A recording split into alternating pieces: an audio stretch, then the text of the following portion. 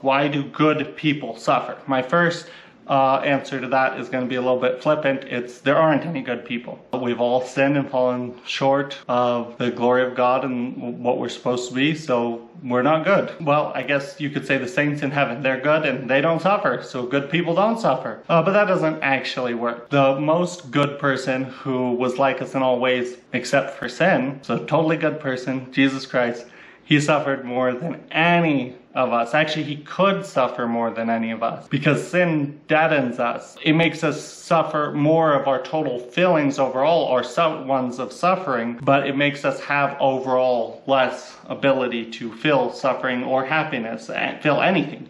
It deadens us. It numbs us. So the saints could experience both more suffering and more love, and that's the same with Jesus. Jesus could experience more suffering than we could possibly imagine because he never numbed and deadened himself through sin. The whole purpose of being a good person, if we say someone's good, that means they're Christ-like. Christ suffered. Therefore, good people, if they're going to be Christ-like, are going to suffer. Because if you want to be a good person, that means you want to be in the image of God, and who is the perfect image of God is the Son, and he suffered. So if you want to be a good person, you are going to suffer. That's just a fact. And the more you want to be like him, the more you are going to suffer. Pretty scary. One objection we could think of is, well, Jesus just had to suffer because of sin. And to a certain extent, that's true. But it's not completely true. Because everything Jesus does and everything he did during his earthly life reflects something of the inner life of the Trinity.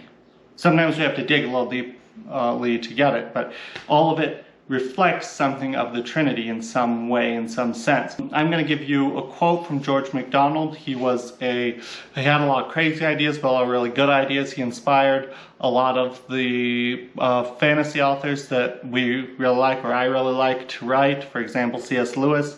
So this is the guy that inspired them. And he had a really good way of putting Jesus suffering on the cross reflected the life of the Trinity in some way. So I'm going to read you a quote from his, it's from the third series of his unspoken sermons. So when Jesus was crucified, George MacDonald says that he did that in the wild weather of his outlying provinces, which he had done at home in glory and gladness. He's doing it in his outlying provinces, this earth, right? We've rebelled against him and stuff, but he does it at home, the life of the Trinity in glory and gladness. And what is that? Well, it's the total giving of self, which is death, in a sense. Jesus, the Father, gives himself totally to the Son, and the Son gives himself totally back. He doesn't save anything for himself. So the self totally dies. But there's a problem for us that makes this involve suffering. So in a sense, it is suffering to completely, it's death, in a sense, to completely give of yourself and to be completely unselfish in that way.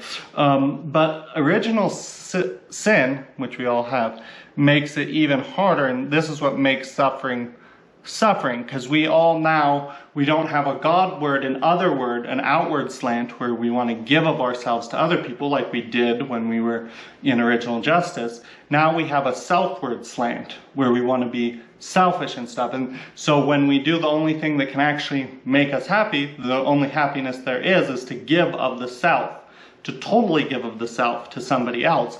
But now that involves suffering because we're directed to ourselves. We're selfish now by nature. And it does this in many ways, involves the suffering. But one way that it involves suffering is before, let's say Adam hadn't sinned, or before Adam and Eve had sinned, it was a joy to give of yourself to God, right? And you weren't doing it because the joy, that would be selfish. You're doing it because you loved God, and yay, you loved God, and that made you happy as a byproduct, but you would never do it for the joy. But now that we have this selfward slant, how do we ever know when we're helping somebody else that we're doing it for the sake of the other? That's love and that's what's good. Or are we just doing it out of selfish motivations that makes me feel good? And in that way, that's really evil. That's really bad because we're using the other person to give ourselves happy feelings or whatever to make ourselves feel good. So it's treating the other person as an object, as a means to an end. All our motivations, we can't sort those out.